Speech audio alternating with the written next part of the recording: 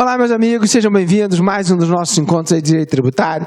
E já agora, nesse nosso projeto aqui, nós vamos nos dedicar a ter uma atenção de olhar mais a parte do Código Tributário. Isso, claro, não jamais significará um esquecimento do que nós encontramos lá na Constituição, mas eu lembro a todos que a própria Constituição tinha pedido a elaboração dessas normas. Isso porque, claro, a Constituição identificou ali como funciona o poder tributário, identificou as nossas características, nossas espécies, colocou limites a essa vida tributária, colocou, inclusive disse quem ia fazer o quê, partilhou a função tributária, partilhou esse poder, mas até em razão dessa característica constitucional, nós podemos e devemos reconhecer o seguinte, que existirá uma grande consequência, ou seja, nós vamos encontrar a vida tributária nos diversos níveis da federação, nós vamos encontrar manifestação tributária na mão da União, dos Estados, do Distrito Federal, dos municípios, e todos eles vão ter as suas manifestações tributárias. O que significa dizer sempre que quando nós olharmos isso como tal, acaba acontecendo de que dentro dessa realidade você tem uma preocupação até de gerar uniformização. E essa é a grande vocação que a Constituição pede ao Código Tributário. Lembra todos que quando a Constituição organiza o capítulo tributário, uma das características dela é reconhecer que já que temos manifestações tributárias em todos os campos da nossa vida, era importante, fundamental que nós tenhamos também um mínimo de uniformização. E aí vem a ideia de elaboração de normas gerais para que possam definir ali as características básicas da nossa vida tributária. Repito, a vocação do Código Tributário é para isso. Tanto assim que o Código Tributário, no seu artigo 1º, vem dizendo esta lei estabelece normas gerais do direito tributário aplicáveis ali a todo mundo. Então, essa grande caracterização vem a partir dessa orientação. E o Código Tributário foi organizado tendo esse tipo de atenção. Pensou ele o seguinte, não, olha, se imaginarmos a nossa vida ali em identificação na questão do Código Tributário, nós teremos uma certeza de que, diante disso, surge ali também uma característica de até organização do Código em que ele separa dois livros. Um livro primeiro, um livro segundo. E o livro segundo tem exatamente essa ideia de normas gerais. Vejam, o pedaço do código, a organização do código faz essa separação, faz essa distinção. E que diz, olha, nós temos o cuidado para tratar de normas gerais do direito tributário. Que justamente por conta disso, não esperem que ela vá resolver a situação de um ou outro tributo mais concreto. Muito pelo contrário, a grande característica do Código Tributário é que ele não vai resolver um ou outro tributo especial. Ao contrário, ele tem ali uma preocupação de estabelecimento de normas gerais, ou seja, algo que é bastante genérico, bastante generalista e que, portanto, pode ser aplicado para qualquer dos nossos tributos. Então, esse pedacinho do nosso assunto ali, identificado nas normas gerais, terá essa grande característica de não ser algo que você possa perceber como muito concreto a um ou outro tributo, justo oposto, bastante abstrato. Dentro desse nosso capítulo, desse nosso livro segundo, portanto, de normas gerais, o primeiro capítulo, na verdade ele tem 4 capítulos, o primeiro capítulo é esse, é o pedaço da legislação tributária que nós vamos nos dedicar hoje, que aqui vem cuidando da identificação de como eu posso melhorar aquela ideia de legalidade na vida tributária. Ou até mais do que isso, reconhecer que isso aqui, já que é um grande campo de matéria do direito, isso daqui, na verdade, não produz apenas leis, produz leis, outras normas, e aí vem o Código preocupado em dizer que normas são essas, e mais do que normas são essas, além de pensarmos que normas são essas, ele vem dizendo o seguinte, não, vamos definir, além dessas normas, vamos definir também uma identificação de que eu posso e devo cuidar de como essas normas vão entrar no mundo do direito, como elas serão aplicadas e até como elas serão interpretadas. Então, a razão de ser desse capítulo do Código Tributário, denominado de legislação tributária, tem essa orientação. Identificar quais são as normas jurídicas que nós vamos produzir na vida tributária e, mais do que isso, dizer sobre seus inícios e tempos de formas de vigência, formas da sua aplicação, pegar aquela ideia de retroatividade, dar uma melhorada na vida tributária e daí colocar também alguns parâmetros para a nossa melhor interpretação. Essa é a vocação da nossa disposição do Código Tributário, é assim que ele começa a pensar a ideia da citada perspectiva da legislação tributária. Que quando, portanto, ele fala sobre isso, ele já apresenta, sabe aquela pirâmide que todo mundo gosta de falar no mundo do direito, que tem várias normas, ele já apresenta que normas são essas. Olha, na hora que nós tivermos que pensar a ideia de legislação tributária, vamos todos ter a certeza de que legislação é aquela grande das nossas pirâmides, ou melhor, aquela ideia de conjunto de normas que nós temos no direito, e esse conjunto compreende vários tipos de normas elaboradas pelo mundo do direito. Compreende as leis, compreende os tratados internacionais, traz também regras pela via dos decretos que são produzidos pelos chefes do Poder Executivo, estabelece características também ali dos atos que a administração acaba expedindo com esse caráter normativo. Então, a própria informação do Código Tributário, ou a primeira informação do Código Tributário, quando identifica a ideia de normas gerais nesse pedaço da legislação, é falar o que compõe essa ideia de legislação, o que compõe e como eu posso se perceber, inclusive, o escalonamento dessas informações acerca das nossas normas jurídicas. E, nesse ponto, várias preocupações acabam sendo importantes para todos nós. E a primeira preocupação que eu tenho que destacar com todos é que exatamente nós não podemos confundir e temos que ter uma preocupação de linguagem técnica entre a referência de lei e legislação. Lei é uma norma muito específica que nós fazemos ali a partir de um procedimento narrado pela Constituição, que passa por algumas manifestações, mas ele é marcadamente pela manifestação do Poder Legislativo. Quer dizer, quando nós falamos de lei, nós identificamos de maneira muito clara de que lei que nós estamos falando, ou melhor, lei propriamente dita, como nós gostamos do direito, lei em seu sentido estrito, e que não se confunde com essa expressão genérica de legislação. Vejam, eu mesmo trazendo aqui para apresentar a todos o artigo 96, já fiz aqui os destaques para mostrar que lei e legislação são duas coisas bem diferentes. Lei é um dos integrantes da legislação. Agora imagine, quando então nós formos usar, inclusive no vocabulário ali, as nossas questões, apresentando esse tratamento, e ela vai falar assim, olha, se por exemplo ela botar determinada matéria, patati patatá, será tratada na legislação. Se uma questão de prova coloca dessa maneira, o que nós vamos entender? Que ela está falando que aquele assunto, que aquele tema, aquela matéria, pode ser tratada, veiculada por qualquer uma das nossas normas. Diferente será se ele fala assim, olha, essa matéria aqui deve estar tratada na lei. Aí eu já posso perceber, portanto, que admitindo o tratamento genérico por qualquer uma dessas normas, e sim lei mesmo. Isso porque, no caso tributário, nós todos temos que lembrar sempre, algumas matérias e alguns temas são completamente reservados à lei. Nós gostamos de reconhecer de que a ideia de lei envolve alguns atos muito concretos, muito específicos, e que, no caso tributário, eu vou usar da lei para esses elementos, para esses assuntos muito específicos, e que, portanto, nós temos que nos cuidar, nós temos que nos acautelar, nós temos que nos prevenir e usar bem dessas palavras. Quando pensarmos, portanto, a ideia de lei e legislação, tenhamos cuidado, tenhamos características, tenhamos atenção para isso. Se usarmos a expressão legislação, eu estou dando uma visão bem genérica. Por outro lado, se eu usar da referência de lei, eu estou falando de uma delas, uma das normas que o direito produz. E isso, insisto, na linguagem tributária é importante e para o Código Tributário vai ser importante. Em vários momentos nós vamos perceber nas nossas próximas aulas, o Código Tributário vai ter a preocupação de ora falar de lei, ora falar de legislação. E quando ele assim fizer referência, ele vai claramente pensar o seguinte, não, se eu estou falando lei, é porque eu quero que aqui seja veiculado propriamente mediante lei, ponto final, não é para ficar fazendo nenhuma outra norma. Então, ao mencionar lei, é lei mesmo, algo que tenha, pelo menos algo que tenha força de lei, como uma medida provisória, mas eu quero que saia lá com aquela característica do procedimento de elaboração legislativa constitucional, aquela ideia da função típica de legislar. Agora, se o Código Tributário não usar a palavra lei, usar a expressão legislação, significa dizer que nós estamos admitindo que aquele assunto não precisa, pode até ser veiculado mediante lei, mas não precisa ser utilizado na lei em seu sentido estrito. Pode ser usado por qualquer uma dessas normas aqui.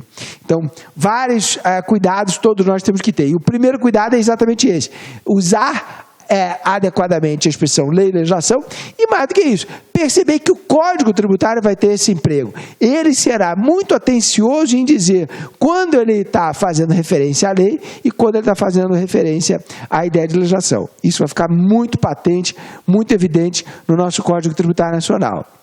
Outra coisa que nós conseguimos extrair dessa apresentação que o artigo 96 nos fez é que aqui, o que ele está apresentando é como é que o direito tributário nasce.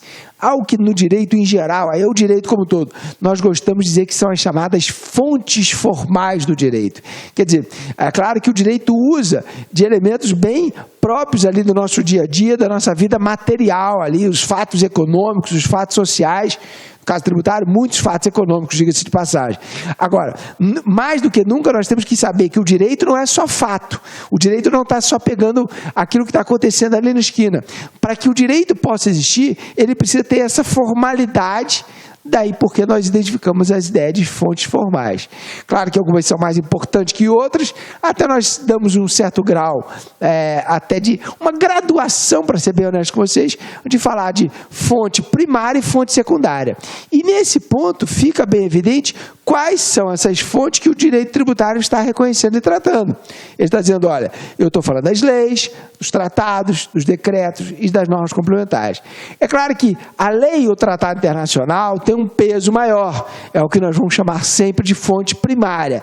Já o decreto, que é um ato típico do Executivo, e as outras normas complementares, que são mais do que do Executivo, são normas administrativas, elas vão ter o tempo todo essa identificação, esse reconhecimento de que efetivamente devem ser veiculadas também e necessariamente ali por formas tributárias, mas isso não tem todo o poder que por exemplo, uma lei tem. Aí, para os decretos e as normas complementares, nós vamos pensar naquela perspectiva de fonte secundária. Então, claro, numa visão também daquela nossa famosa pirâmide de Kelsen, eu colocaria sempre a Constituição lá em cima, aí depois eu consigo identificar que vem as leis, consigo identificar que vem os decretos na sequência e ir organizando, ainda que eu não fale de hierarquia, mas eu organizando mentalmente essa distribuição de como é que o direito vai se produzindo e como é que ele vai chegar lá nas barras da nossa aplicabilidade concreta. O fato é que quem produz direito tributário é isso aqui. Qualquer norminha dessa que versou no todo ou em parte sobre tributos e suas nossas relações, nós vamos poder dizer que está fazendo parte da nossa vida da legislação tributária. Então é isso que ele apresenta. Claro que, mais do que apresentar como tal, nós temos que abrir e pensar cada uma dessas normas em concreto. Então, grande parte da nossa preocupação é identificar isso. E aí eu já queria lembrar a todos o papel da lei em matéria tributária. Porque a lei em matéria tributária é o grande veículo para nós produzirmos o direito tributário. Isso a própria Constituição estabeleceu. A própria Constituição estabeleceu. Disse ela para todos nós, e sempre vai dizer, que se você quiser exigir tributo ou aumentar tributo, que se faça mediante lei. Estava lá, artigo 150, logo no seu inciso 1º, diz que é vedado exigir ou aumentar tributo sem lei que estabeleça. Então, de maneira muito evidente, o texto constitucional está dizendo o seguinte, olha, a lei é a grande forma, o grande veículo importante para nós podermos ter a aplicabilidade da vida tributária. Só que desta referência genérica que está na nossa Constituição, nós vamos encontrar o papel também do Código Tributário em regulamentar, explicitar o que é isso. Porque, vejam, até por um princípio bem de adotar uma ótica de paralelismo, bom, se a lei cria, quem tem que acabar com o tributo é uma lei. Se a lei majora, quem tem que reduzir tributo é uma lei. Então, o artigo 97 do Código Tributário está tentando explicitar o que é a ideia de legalidade em matéria tributária. E esse artigo 97, claramente, ele pega a ideia de legalidade e fala o seguinte, não, então, olha, esses são os assuntos que eu quero na lei tributária. Não só, como tinha posto a Constituição, a instituição, a majoração, mas a instituição e a extinção, a majoração e a redução. E aí, para ficar mais claro ainda para todos nós, o artigo 97 vem detalhando. Olha, eu quero que, portanto, essa lei defina fato gerador, compõe ali os elementos da nossa citada obrigação tributária, especialmente o que nós vamos chamar de obrigação principal, que é a obrigação de pagamento. Explicite também, já que qualquer instituição, majoração tem que estar na lei, qual é a alíquota aplicável, como é que eu calculo tudo isso. Então, imaginem que quando a Constituição fala que cabe à lei tributária instituir ou majorar tributo, vejam, instituir seria fazer o quê? Descreve lá, olha, quem é que vai pagar por isso, qual é a obrigação de pagamento, quanto paga, e aí quando eu falo quanto paga, esses dois elementos estão vivos na prática tributária, porque não adianta eu dizer assim, IPTU, tributo simples, valor para cálculo, imóvel, mas eu tenho que colocar uma alíquotazinha, quantos por cento eu vou querer de IPTU?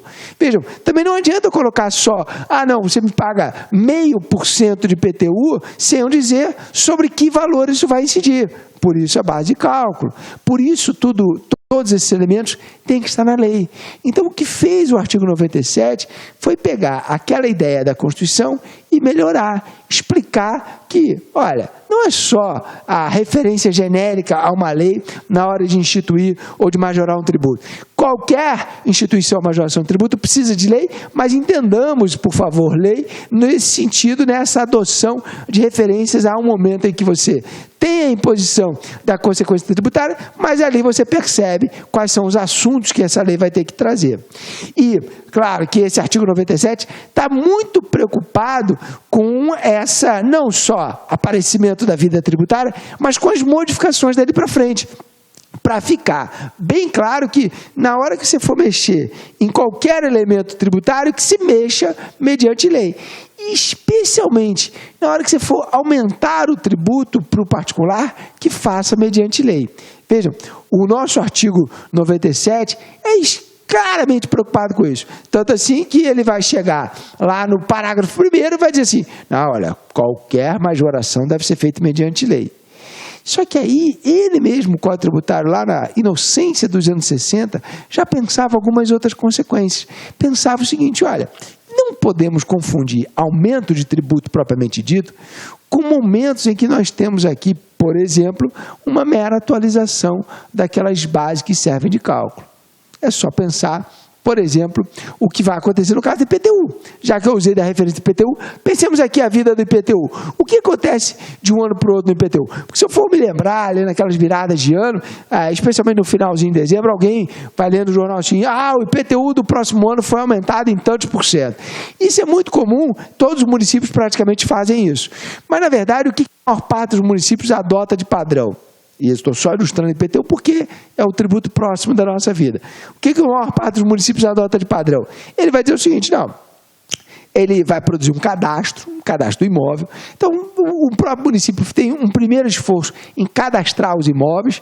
Hoje, claro, muitos deles já estão cadastrados, mas imaginem que eu erga um novo edifício, eu vou ter que fazer o cadastro dessas unidades, aí eu tenho que pensar a área, a localização, claro, o proprietário, e quando eu mudar também, e especialmente o valor. Quer dizer, a partir desse primeiro passa a ter um valor.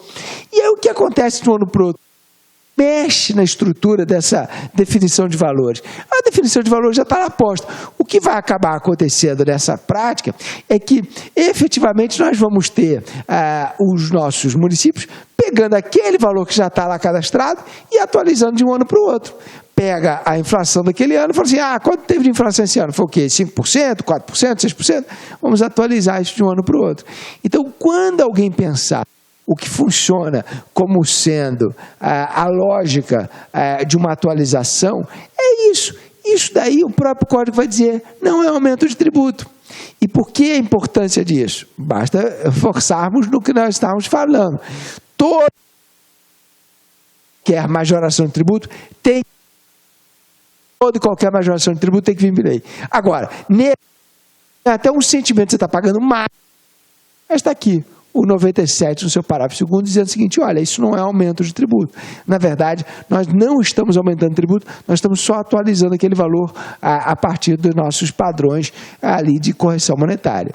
Então, se o 97 se preocupou em dizer que, nesse caso, você vai fazer, sim, uma adoção ali de imóvel, um cadastral, por exemplo, imóvel para fim de IPTU, e nós vamos cobrar isso de ano para ano.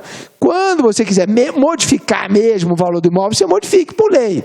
Agora, se quiser simplesmente corrigir aqueles valores, isso não há necessidade de lei. A preocupação do artigo 97 é essa. Somente a lei pode falar de uma majoração de tributo. Agora, se for pura e simplesmente para corrigir, para atualizar monetariamente as nossas bases de cálculo, aí você não precisa de lei.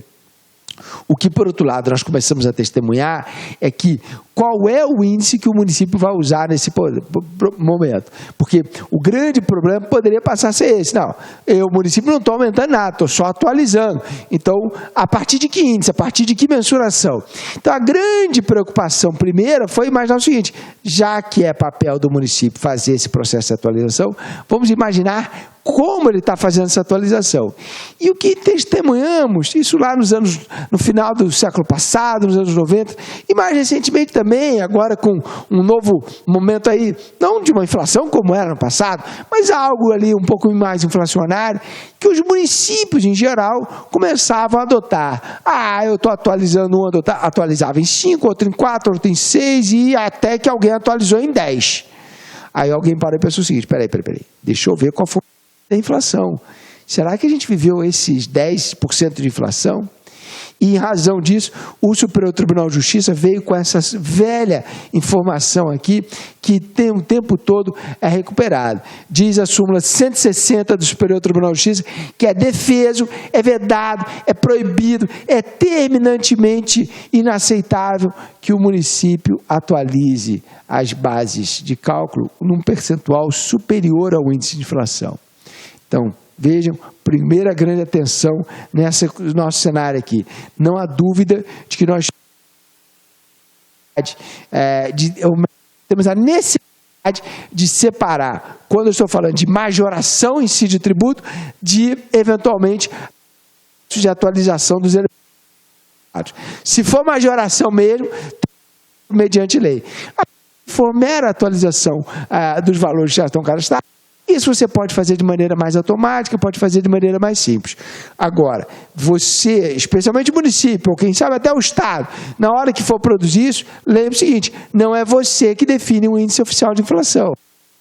Atribuições dentro do nosso modelo constitucional, pelas atribuições dentro da nossa ótica federativa, quem define o índice oficial de inflação é a União Federal. Então, esse índice oficial de correção monetária vem do governo federal e você, município, não pode adotar um percentual superior, não pode adotar um percentual muito acima disso. Você tem que, na verdade, respeitar a ideia de que essa atualização que se dê mediante o patamar que está lá reconhecido como índice oficial federal e publicado de inflação. Quer dizer, pode atualizar? Pode. Na atualização precisa de lei? Não. Desde que se mantenha, complementaríamos nós, dentro desse patamar da inflação oficial. Então, cuidado, porque, claro, isso foi muito marcante nos anos 90, especialmente antes do Plano Real, porque ali o problema inflacionário era realmente um problema. Hoje em dia isso está diminuído, muitos municípios já aprenderam a lição, mas, por exemplo, ao longo de 2013, nós testemunhamos vários casos que chegaram, inclusive ao Supremo Tribunal Federal, dizendo o seguinte: olha, peraí, aqui esse município está querendo fazer aumento. E aí, aumento até pode, desde que faça a lei. Não cabe por decreto do prefeito. O mesmo raciocínio nós podemos fazer, por exemplo, no IPVA. É igualzinho. Eu compro um carro, vou lá e cadastro aquele carro. A partir dali, aquele veículo vai simplesmente ser atualizado de um ano para o outro. Aquele patamar vai ser simplesmente atualizado de um ano para o outro. E, portanto, nós vamos ter uma tranquilidade muito grande de imaginar como isso funciona. Agora, isso não significa dizer que o Estado vai atualizar de um ano para o outro sem ter as mesmas preocupações.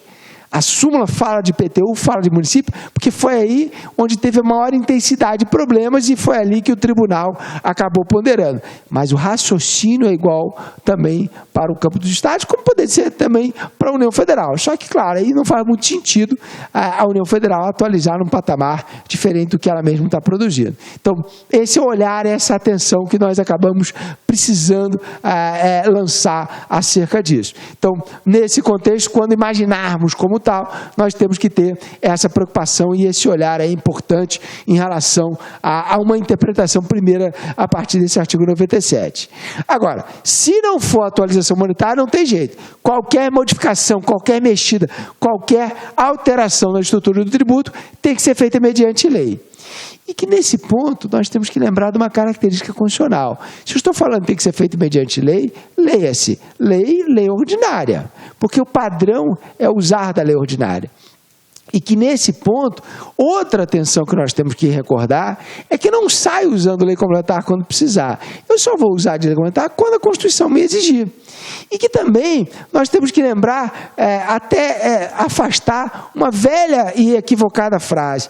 Tem gente que ainda repete isso daqui, mas eu repito, não existe dentro do nosso direito nenhuma hierarquia entre a lei complementar e a lei ordinária. O que existe é o contrário. Nós fazemos uma diferença ou uma distinção de tratamento em relação a quando se usa uma e quando se usa outra. Quer dizer, o que a lei complementar vai produzir é exatamente o cenário de respeitar aqueles assuntos que a Constituição estabeleceu e ela vai produzir a identificação ali como tal. Agora, se na Constituição não tiver nada se falando de lei complementar, numa boa nós vamos usar a figura da lei ordinária ou quem sabe até a figura da lei da medida provisória. Então, claro, o nosso código ele não estava preocupado em dizer que tipo de lei, ele falou lei. Se vai ser complementar ou ordinária, quem vai definir isso é a Constituição, com essa grande e importante lembrança aqui. Não existe hierarquia, elas vão tratar de assuntos diferentes. E nesse tratar de assuntos diferentes, é claro que, portanto, nós temos que parar e pensar quais são os assuntos que a lei complementar acaba tratando. Então, para lembrar sempre, eu só uso de lei complementar nas matérias que estejam claras e expressamente desenhadas como tal na Constituição de 88, e aí farei aquela lei que passou por aquele processo constitucional todo, mas elaborada com o quórum da maioria absoluta, que é o quórum que se produz a figura da lei complementar. Então, o quórum da maioria absoluta, lembra, está exigido no artigo 69 da Constituição, só para fazer uma lembrança, e lá ele vai dizer assim, olha, para quando for exigido, respeite essa ideia da maioria de todos os membros, pouco importante se as pessoas estão presentes ou ausentes. Claro que, com isso, outra preocupação vai surgir na nossa vida. Se eu sei, então, que a figura da lei complementar é usada nesse sentido, a grande pergunta em matéria tributária é quando eu uso da lei complementar? E o grande determinante da Constituição para a figura da lei complementar em matéria tributária foi, inclusive, para dizer o aparecimento do Código. Está aqui. Eu quero que a lei complementar estabeleça um conflito, normas sobre, para como evitar conflito de competência, eu quero que essa lei complementar estabeleça essas normas gerais, eu quero que ela regulamente melhore aquelas limitações do poder tributar, eu quero que ela trate das cooperativas, trata da microempresa e da empresa de pequeno porte, trata dos assuntos gerais do direito tributário, ali apontando o funcionamento disso. Então, quando nós imaginarmos o papel da lei complementar, o meu olhar tem que ser nesse artigo 146, e esse artigo 146 vai me dizer, então, quando eu uso de matéria tributária da lei complementar. É isso. A princípio, nós não usaremos lei complementar para mais nada. Inclusive, com uma preocupação bem distinta para reconhecer o seguinte, que quando o artigo 146 está listando esses assuntos da lei complementar, ele está listando esse assunto da lei complementar, mas vejam, ele não está confundindo, então, essas normas aqui que são de lei complementar, ele não está confundindo com as nossas normas das leis instituidoras do tributo. Se eu tiver que parar e pensar, nada no artigo 146 me autoriza a concluir que, na hora de eu faça uma lei complementar. Muito pelo contrário, aqui ele não está dizendo que a instituição de tributo precisa estar ser trazida por lei complementar. Ele até vai dizer que a definição de tributo, suas espécies e as suas características, aí sim precisa da lei complementar. Agora, no mais, nós não precisaremos de lei complementar para instituir tributo. Ou melhor, nós não precisaremos de lei complementar para instituir tributo como regra. Só devemos observar se a própria Constituição lembra, fala o seguinte, não, olha, mas espera aí, tem algum outro tributo que eu preciso de lei complementar para esse processo de instituição. Então, vai aparecer uma listagem, está aqui, os nossos tributos que precisam ser instituídos por lei complementar. O mais famoso de todos é a figura do empréstimo compulsório. Porque lá na figura do empréstimo compulsório, todos nós sabemos, todo e qualquer empréstimo compulsório, artigo 148 da Constituição, precisa ser instituído por lei complementar. Todo e qualquer empréstimo compulsório precisa ser instituído por lei complementar. Também, aquela figura do imposto de grandes fortunas. Não é uma figura muito presente na nossa vida, mas está lá. É famoso porque todo mundo sabe que precisa do imposto de grandes fortunas em relação ao caminho da elaboração da figura da lei complementar. Ele depende, inclusive, da lei complementar. Nós não temos esse imposto na vida prática justamente por falta dessa lei complementar que trate sobre isso. Mas não apenas essa figura do empréstimo e do imposto de grandes fortunas, mas até pela nossa conversa anterior sobre competência tributária, nós identificamos que em alguns momentos também aquela denominada competência de natureza residual precisaria de lei complementar. Isso aparece, no primeiro momento, no artigo 154, inciso 1º, direcionando, olha, aqui nesse imposto novo tem que ter lei complementar, e o mesmo padrão vai existir no artigo 195, parágrafo 4º. Então, esses são os 4 tributos que precisam de lei complementar para a sua instituição. Agora, vejam, cuidado para não confundir. Repito, olha aqui, olha a listagem do artigo 146, identificando quando eu quero a elaboração de lei complementar para esses assuntos bem gerais do nosso direito tributário. E comparem como é diferente de eu, por exemplo, no caso de empréstimo compulsório, dizer assim, não, para instituir empréstimo compulsório tem que se fazer uma lei complementar. Então, é um ponto bastante diferente. Claro que, em razão disso, fica aí já a preocupação de que o código, não, quando ele menciona a lei naquele artigo 97, determinados assuntos tributários venham mediante lei, não é o código que vai ordinária. Isso, o padrão vem da Constituição, máxima de que eu uso a lei. Só a lei de lei complementar, nós estamos destacando aqui. Que aqui fica uma observação da minha parte. Esse é um assunto que aparece com alguma frequência em prova. Muitos examinadores, muitas bancas de concurso, muitas perguntas de prova são feitas para construir esse cenário de que, quando nós imaginarmos a figura da lei complementar, ele gosta de perguntar para que se usa a lei complementar em matéria tributária. Ele tem esse gosto, sei lá por que cargas d'água, mas ele tem esse gosto. E que, consequentemente, isso acaba tendo também uma preocupação em relação ao nosso projeto de prova. Claro, o Código está dizendo, todos aqueles assuntos, lei. A Constituição é que vai dizer para quando eu preciso da lei complementar ou não. Então, temos que juntar esses dois padrões aí. Agora, é evidente que a fonte produtora do direito mais importante é a figura da lei. Seja ela complementar ou ordinária, o direito tributário nasce efetivamente na nossa vida concreta da lei.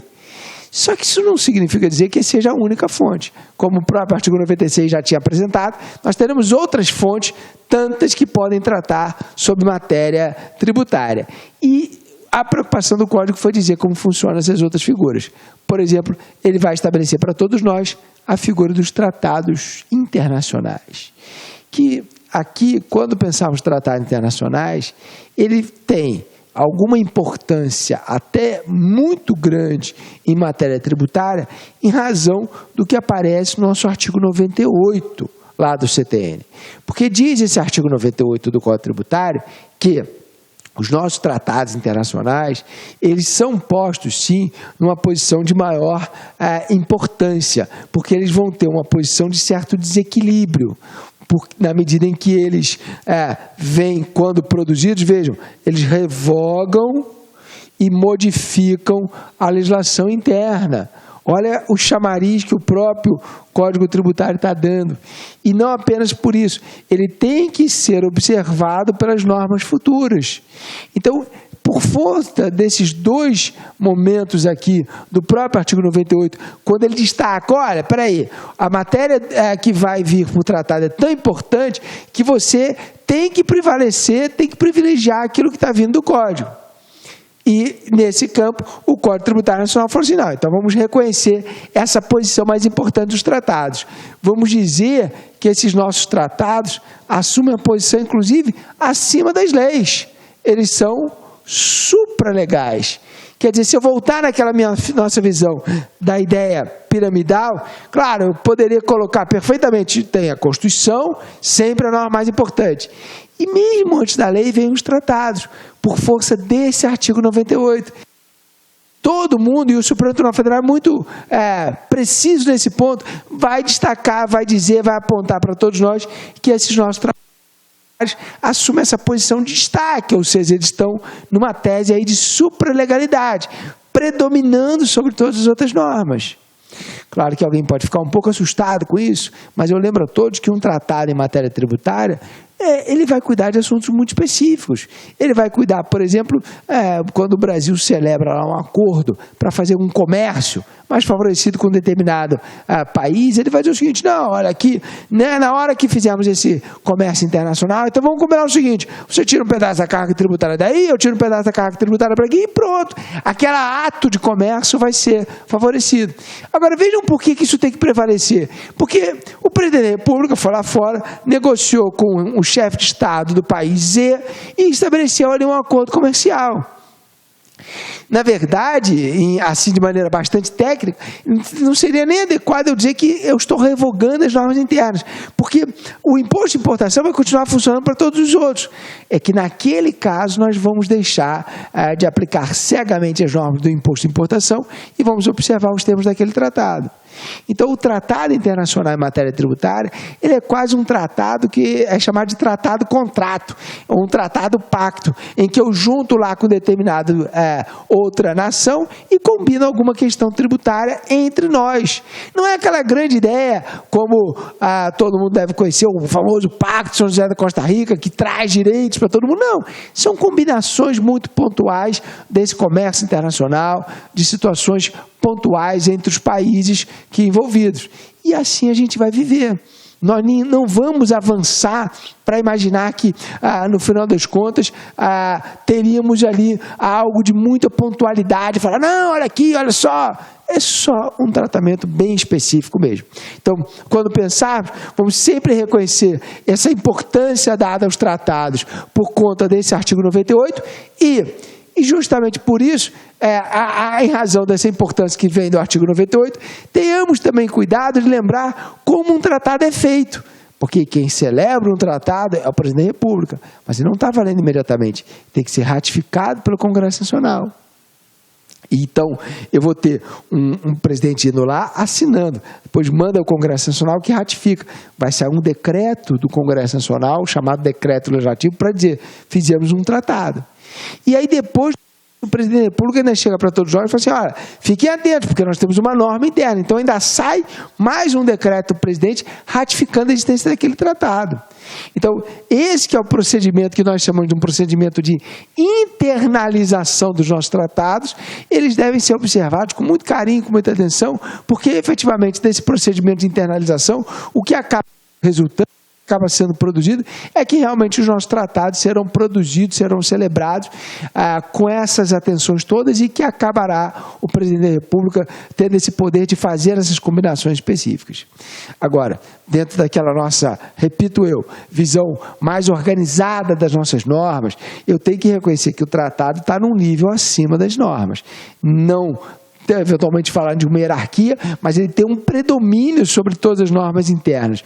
Observem que vem da nossa disposição do artigo 98 essa determinação de que esses tratados, essas convenções internacionais modificam a legislação interna. E aí pega, nunca a Constituição, claro, a Constituição é o nosso reflexo, soberania jamais vai ser afetada, mas pega toda a estruturação interna que nós tenhamos. Então, esse é importante próprio texto do Código deu aos tratados tributários. E que, no final das contas, a gente quase que percebe, portanto, quais seriam as fontes primárias. Tecnicamente, o Código Tributário está falando assim, olha, esses assuntos aqui eu quero na lei e vou reconhecer a importância do tratado. Foi o que ele fez nos artigos 97 e 98. Só que eu também não posso deixar de lembrar a todos que nós não podemos fazer um olhar puro, simples, seco do Código Tributário. Esse Código Tributário feito com base em constituições passadas. Então, quando nós trazemos isso a tempos modernos, a tempos atuais, é claro que eu tenho que reconhecer que isso modifica-se um pouco. E aí vem inevitavelmente essa necessidade de observar como nós estamos lidando com essa questão dos nossos outros atos normativos que a Constituição apontou. Eu falo isso por conta de um papel que a Constituição estabeleceu às resoluções do Senado Federal. Não que nós tenhamos muitas, nem que sejam resoluções também da Câmara, ou quem sabe. Não, na verdade, nós temos alguns aspectos muito pontuais em que o texto constitucional estabelece, Senado, olha aqui eu quero um papel, outro a ser desenvolvido por você. E, nesse sentido, o que acaba acontecendo é que o Senado vai ganhar, por força do artigo 155 da Constituição, a determinação de que ele cuide de alguns assuntos dos impostos estaduais. E é fácil lembrar isso. Todos nós podemos lembrar isso. Basta pensar o seguinte, quando nós pensamos no Senado Federal, vem ali daquela lição mais básica que o direito constitucional nos apresentou, o fato de que o Senado Federal é um órgão que funciona como representante dos estados, e pelo menos junto ao Poder Central. Então ele está ali numa são tipicamente para lembrar dessas questões estaduais. Significando dizer o seguinte, que quando nós pensarmos no Senado Federal, portanto, ele vai agir nas questões mais diretamente ligadas aos nossos Estados-membros. Por isso é que eu estou destacando que ele vai ter um papel forte nos impostos estaduais. E quando nós passeamos por esse artigo 155, percebe que o que ele vai estabelecer é uma disciplina mínima de padrões e parâmetros de alíquotas para esses impostos estaduais. Ele não entra no detalhe, mas basicamente ele vai falar dessas questões das alíquotas. E aí, galera, gostou da super aula do professor Irapuan Beltrão? Então, olha só, se você quer continuar assistindo essa videoaula e as outras aulas do curso, do módulo do professor Irapuan, Direito Tributário, que nesse momento nós temos 28 horas, eu convido você a conhecer nosso site e se matricular no nosso curso. O professor Irapuan é um grande professor, um grande profissional. Ele já ministra essa disciplina há algum tempo. Eu garanto para vocês que é um professor aí renomado. E esse módulo de Direito Tributário irá te preparar para qualquer concurso, para de qualquer banca, você pode ter certeza. Não é um curso superficial, é um curso de altíssimo nível, do grande professor Irapuan Beltrão. O valor do investimento, acreditem, apenas R$60. R$60, 60 dias de acesso, R$1 por dia. Você pode ter certeza que é o melhor custo-benefício do mercado. Tá certo, meus amigos? Então venha estudar conosco, que eu tenho certeza que não irá se arrepender. Um forte abraço e fique com Deus. Tchau, tchau. Clique lá.